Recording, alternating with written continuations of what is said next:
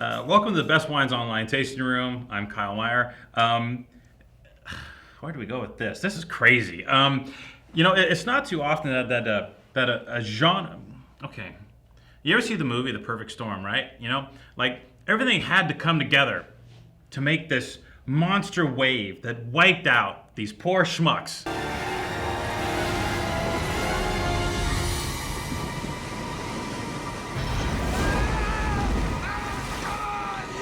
In this boat, okay?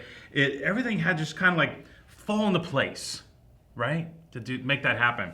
Now, this to me, like the wines on this table, it's kind of like that perfect storm. It's everything falling into place to create this scenario that you don't see too often in the world of wine. Very, very seldom do you see this scenario. And I'm delighted to have Paolo Canclini, ambassador for ArPePe, here in the house with me today to discuss, to me, what is probably one of the coolest, most topical, genres of wine in Italy today, from one of the top producers with this broad spectrum of vintages, working across the finest vineyards. I'm like freaking out right now. Here's what I want to know, Paolo, and welcome. By the way, welcome. Thank you. What I want to know is why haven't these wines been in our lives sooner? What is it about Valtellina as an area that just now we as Americans, I guess, are trying to figure this out now and just discovering these wines? Well, ArPePe, Arturo Pellizzati Perego has been around, the family been around since 1860, so you're right. I'm amazed that after 154 years, I'm coming here and describe the wines. Right. It should have been known. You think? Yeah. So it is fascinating, the fact that we come out the current vintage 2001 after it's been sleeping in the cellar for 13 years. And it's a Nebbiolo, cool climate Nebbiolo, and we're talking about Nebbiolo against all these big Barolos and Barbarescos that have been flying under the radar of everybody for such a long time. But we also respect the viticulture in Valtellina, because it's a very, very old viticulture in all those terraces and rocky vineyards, and cold and hot climate, a lot of going on. And what we like about it is to open those bottles after that many years that they've been resting and they've been seasoning and they've been in those chestnut big wood cast, 50 hectoliter, and bring them here. And so first of all, it takes a long time to wait for that. So that's one of the reasons why we here. If you think about 2001 just being released, we are in 2014. So we're tasting that right now. So that means 20 years ago, we would have to taste the 80 or the 70. So it took a while. It took a while to show it to the connoisseur, to the sommelier, to the people that they love the wines, and kind of spread the voice around a little bit. As we taste them, we really find the elegancies of those wines because they've been in those big casks sleeping for a long time. So they're coming at us now. Is America just slow to the game? You know what I mean? Like, have these wines had a fantastic, audience in Switzerland and Italy and France, etc., and Americans are just kind of like, oh, hey, what's that? Well, it's a little bit also the trend nowadays. People drinks much better than before, right? Right. Okay. So good point. Before maybe those wine, I remember many years ago showing 1991, 1995 of those wines, and they were very austere. They were like those ones. They had that kind of a light orange color, and the people were looking at the color and say, "What is this?" There's something wrong with it. There's something wrong with Right. it. It's oxidized. And I was like, I love it. It's just my type of wine. the wine where I coming from, where I was drinking when I was little. Yeah. So- So ArPePe and Valtellina hasn't changed so much. It's more about the rest of the world catching up to what was happening here the whole time. Well, of course, the technologies and a little bit the global warming did got influence in that, which allows an old cold climate area, which is a high altitude, to get a little bit better maturation on the grapes. So we have better vintages. Before it was maybe only 2-3 vintages Per decade, yeah. and now you can find the 4th, the 5th, the 6th vintage coming out beautiful. Matter of fact, that's why we do, these bottles that are different than this. It's the same, exactly the same vineyards. But in some years we can make those bottles, and some years we can make this. It's different, it's the same grapes, but we treat the grapes differently. We give a more long aging to the grapes that is got better, thicker skin and crunchy seeds and different pulp inside. So we do get that from 1999, 2001, 2005, also 2002, in certain cru of the area. And so that is the fascinating things that sometimes you see those wines only 2 or 3 times every decade. Right. So right, maybe right. it's also for that. And let's talk about Grumello and Sassella and what these things mean. Now you're talking about crus. So Yes. there's a series of crus within Valtellina, right? Yeah, Valtellina has a 5 subzone, and the subzone is Sassella, Grumello, Inferno, Valgella, and Maroggia. And we are mainly in the Sassella, Grumello, and Inferno. The vineyards is underneath the Grumello. The winery is underneath the Grumello vineyards, and it's been built underneath, so nice and fresh and ready to take all these grapes inside.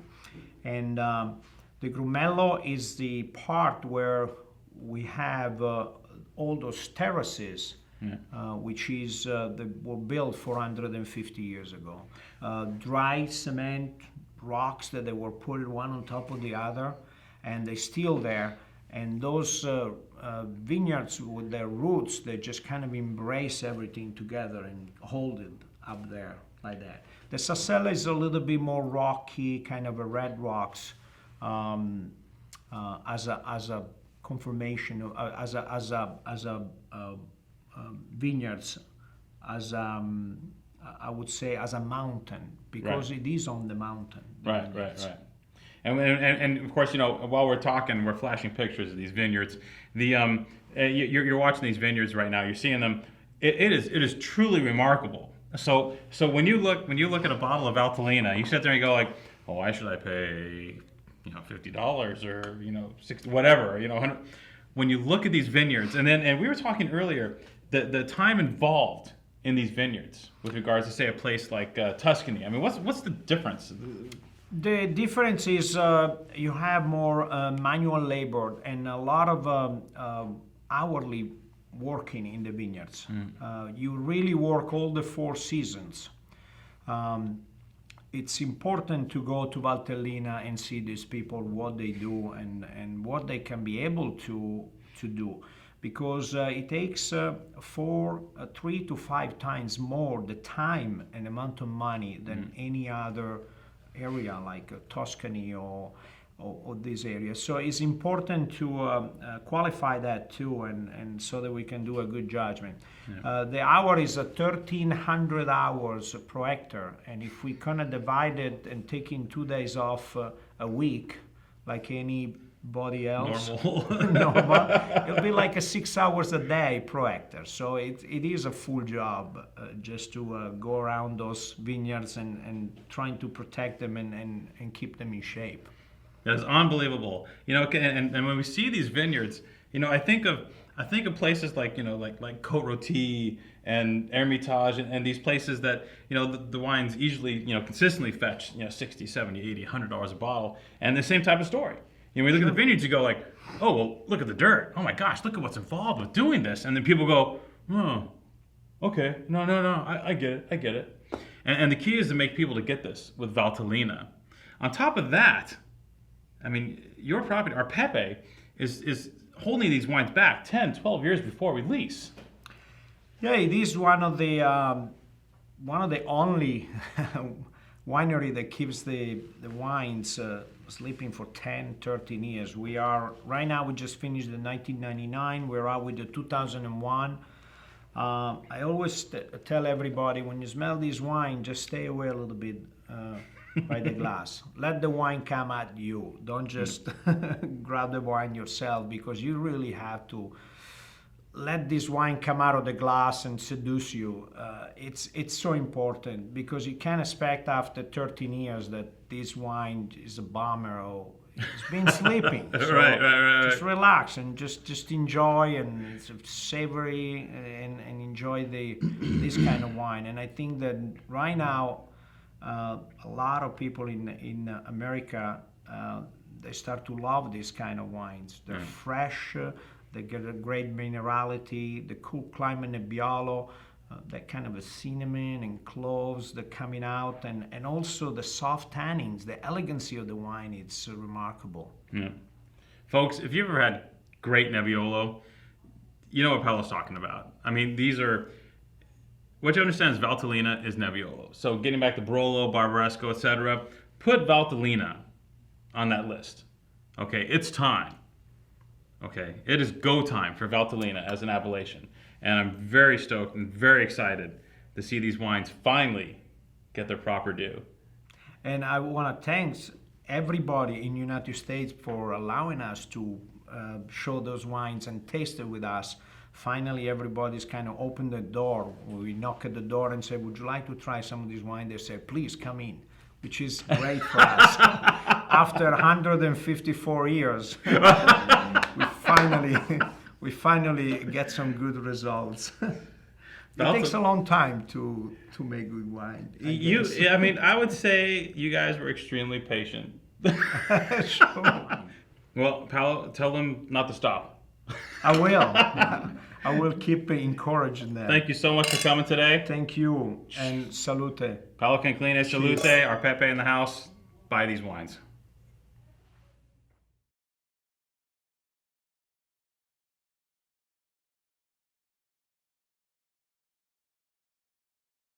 I do want to say, by the way, best beer that we've ever had in here. Yes, yeah, by far, yeah. Without a doubt, no competition. Yeah. This is only 9 months, so it's crazy, because Congratulations. I always thought that maybe it was the 01 or 05 that did give some shape to this beer. It's like, I never had the beer before. Yeah, don't try the 99. So, I might just. yeah, it might just like I haven't. Since October last year, I never trim or cut. I just let it go. Well, I was up mushroom hunting, so when you go mushroom hunting in the morning and you clean the mushroom at night, you don't have time to shave. No, So I did it. It was the best vintage. Shaving's an afterthought. There's no mushrooms in my backyard.